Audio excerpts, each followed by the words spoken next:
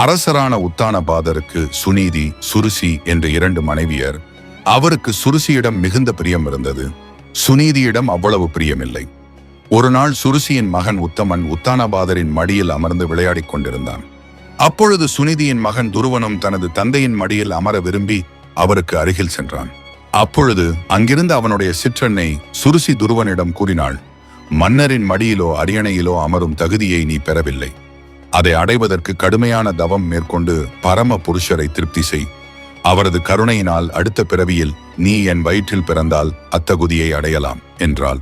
5 வயதே நிரம்பிய துருவன் தனது சிற்றன்னையின் கடுஞ்சொற்களால் அடிபட்ட பாம்பு போல கோபத்தால் பெருமூச்சு விட்டபடி மௌனமாக இருக்கும் தன் தந்தையை விடுத்து அழுது கொண்டே தன் தாயிடம் சென்றான்.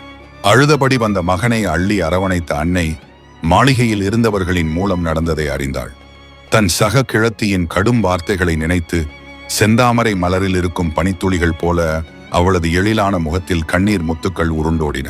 அத்துயர்மிக்க சூழ்நிலைக்கு மாற்று ஏதும் அறியாத அவள் பெருமூச்சு விட்டாள். திக்கற்ற அந்நிலையிலும் திட சித்தத்துடன் அவள் கூறினாள், எனதன்பு மகனே, என்ன செய்வது? உனது தந்தைக்கு என் மீது அன்பு இல்லையே. உன் சிற்றன்னையின் வார்த்தைகள் கடுமையாக இருப்பினும் அவை உண்மைதானே கண்ணே. அவளது அறிவுரைப்படி தாமதமின்றி முழுமுதற் கடவுளை வணங்குவதில் முழு மூச்சுடன் ஈடுபடுவாயாக. உனது தாத்தா சுவாயம்புவ மனு இடையராத யாகங்கள் தானங்கள் செய்து பக்தியுடன் பரம புருஷரை துதித்து அவரை திருப்திப்படுத்தி எல்லா சுகங்களை அடைந்தார். தேவர்களை வணங்குவதால் இவற்றை அடைய இயலாது. ஆருயிர் மைந்தனே, உனக்குரிய ஸ்வதர்மத்தினை நிறைவேற்றுவதன் மூலம் தூய்மை அடைந்து பகவானை உள்ளத்தில் நிலைபெறச் செய்து ஒரு கணமும் தொய்வின்றி அவரது தொண்டில் ஈடுபடுவாயாக. பரம புருஷ பகவானை தவிர வேறு யாரும் உனது துன்பத்தை போக்க வல்லவர் இல்லை. பிரம்மதேவர், ஏனைய தேவர்கள், மகாலட்சுமி உட்பட அனைவரும் அவரது திருவடிகளுக்கே தொண்டு புரிகின்றனர். தனது அன்னையின் அறிவுரைகளை செவியுற்ற துருவன் ஆழ்ந்த சிந்தனைக்கு பிறகு புத்திசாலித்தனத்துடனும் மாறாத உறுதியுடனும் அரண்மனையை விட்டு வெளியேறினான். துருவனின் உறுதியை அறிந்த பகவான் முக்காலமும் அறிந்தவரான தேவரிஷி நாரதரை துருவனிடம் அனுப்பி வைத்தார்.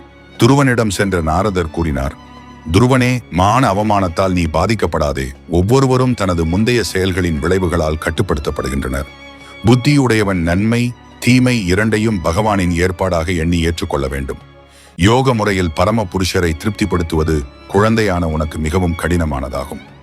ஏனெனில் பற்பல பிறவிகளில் முயன்றும் துறவு நெறிகளை கடைபிடித்தும் கூட பல யோகிகளால் பகவானை காண இயலவில்லை. எனவே நீ வீடு திரும்புதல் நலம். தக்க வயதை அடைந்தவுடன் நீ இந்த முயற்சியை மேற்கொள்ளலாம். துருவன் நாரதரின் அறிவுரைகளை மதித்து போற்றிய போதிலும் சிற்றன்னையின் கடுஞ்சொற்களால் தாக்கொண்ட நிலையில் இருக்கும் தனது மனதில் அவரது வார்த்தைகள் நிற்கவில்லை என்று தெரிவித்தான். துருவன் மேலும் கூறினான், நீங்கள் பிரம்மதேவரின் புத்திரர். உலக நன்மைக்காக கையில் வீணை ஏந்தி பகவானது நாமங்களை பாடியபடி மூவுலகங்களிலும் சஞ்சாரம் செய்கிறீர். எனவே மூவுலகிலும் சிறந்ததும் என்னுடைய முன்னோர்களாலும் மற்றவர்களாலும் அடையப்படாததுமான ஓர் உயர்ந்த இடத்தை அடைய விரும்பும் எனக்கு ஏற்றதொரு மார்க்கத்தை நீங்கள் உபதேசிக்க வேண்டுகிறேன். துருவனின் வார்த்தைகளை கேட்ட நாரதர் கருணையுடன் அவனுக்கு உபதேசம் வழங்கலானார். குழந்தாய், உன் தாயார் உபதேசம் செய்த மார்க்கமே உனக்கு உயர்ந்த நன்மையை வழங்கக்கூடியது. அந்த உபாயம் பகவான் வாசுதேவரே. ஆகவே உனது மனதை ஒருமுகப்படுத்தி அவரை பூஜிப்பாயாக. அறம், பொருள், இன்பம், வீடு என்னும் 4 புருஷார்த்தங்களில் ஒருவன் எதை அடைய வேண்டுமாயினும் அதற்கு பகவான் நாராயணரையே பூஜிக்க வேண்டும். குழந்தாய், உனக்கு எல்லா மங்களமும் உண்டாகட்டும். யமுனை நதிக்கு அருகில் இருக்கும் மதுவனத்துக்கு சென்று அங்கே பகவானை பூஜிப்பாயாக. யமுனையில் மும்முறை நீராடி அஷ்டாங்க யோக விதிமுறைகளை கடைபிடித்து முழுமுதற் கடவுளை தியானிப்பாயாக.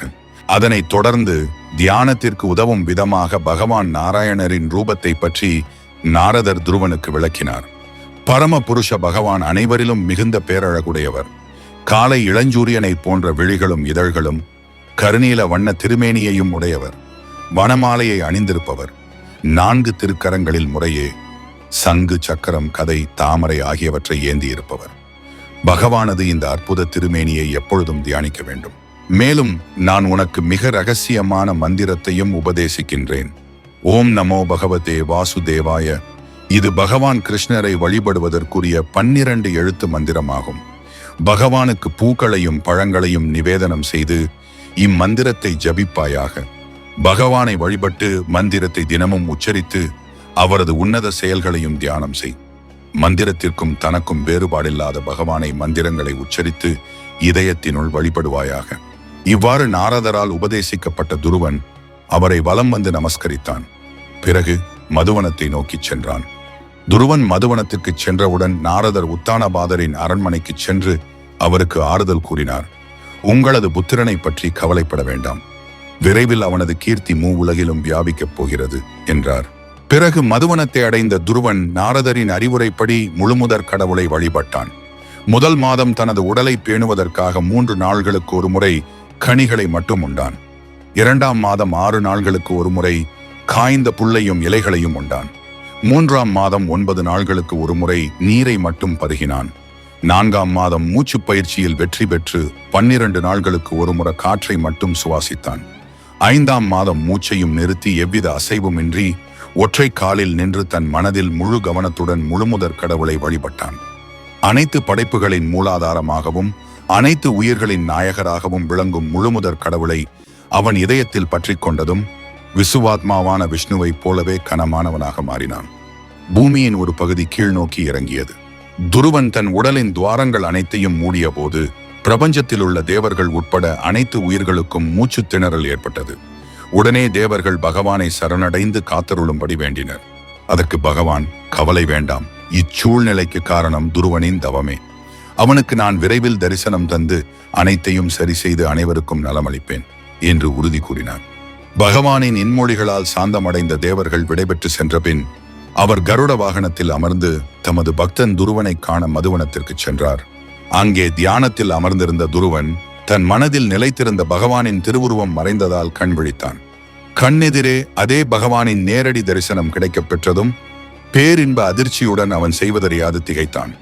பகவானது திருவடிகளில் விழுந்து வணங்கி அவற்றை முத்தமிட்டு 2 கைகளால் ஆறத் தழுவினான். உடனே பகவானை போற்றி துதித்து பாடுவதற்கு பேராவல் கொண்டான். எனினும் சிறுவனாக இருந்தமையால் அதை சரியாக செய்ய இயலாமல் தடுமாறினான். இதை புரிந்து கொண்ட பகவான் தமது திவ்ய சங்கினால் துருவனின் தலையை தொட்டு ஆசீர்வதித்தார். இவ்வாறு துருவன் பகவானின் மகத்தான கருணையை பெற்று அவரை பிரார்த்திக்கத் தொடங்கினான். பரம புருஷ பகவானே, தாங்கள் என்னுள் புகுந்து எனது பேசும் சக்தியை உயிர்ப்பித்தீர்கள். தங்களுக்கு எனது மரியாதை கலந்த வணக்கங்கள். பல்வேறு சக்திகளை கொண்ட தாங்கள் புறசக்தியால் பௌதிக உலகை படைக்கிறீர்கள். பிரம்மதேவர் தங்களிடம் சரணடைந்துள்ளதால் தங்களின் அருளால் அவரால் 2ஆம் நிலை படைப்பை செய்ய முடிகிறது. புலனுகர்ச்சிக்காக தங்களை வழிபடுவோர் நிச்சயம் மாயா சக்தியால் கவரப்பட்டவர்களே. தங்களுடைய தூய பக்தர்களிடமிருந்து தங்களது புகழை கேட்பதால் கிடைக்கும் மகிழ்ச்சியானது தேவலோக இன்பங்கள் மற்றும் அருவ பிரம்மஜோதியில் ஐக்கியமாகும் இன்பத்தை விட கோடிக்கணக்கான மடங்கு உயர்ந்ததாகும். பகவானே, இடையராது தங்களது அன்பு தொண்டில் ஈடுபட்டுள்ள தூய பக்தர்களின் தொடர்பில் நான் எப்போதும் இருக்கும்படி எனக்கு அருள் புரிவீராக.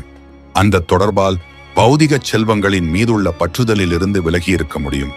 தங்களை நேரில் தரிசித்ததால் தங்கள் திருவுருவமானது கற்பனையானதல்ல என்பதை நான் நன்கு உணர்ந்து கொண்டேன்.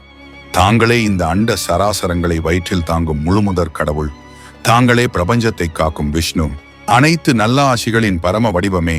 நான் மன்னனாகி ஆட்சி செய்வதை காட்டிலும் தங்களது தூய பக்தி தொண்டில் ஈடுபடுவதே சாலச் சிறந்தது என நன்கு உணர்ந்து கொண்டேன். அறியா சிறுவனான என்னை தாய் போல் காக்கும் கருணை கடல் என்றோ தாங்கள்.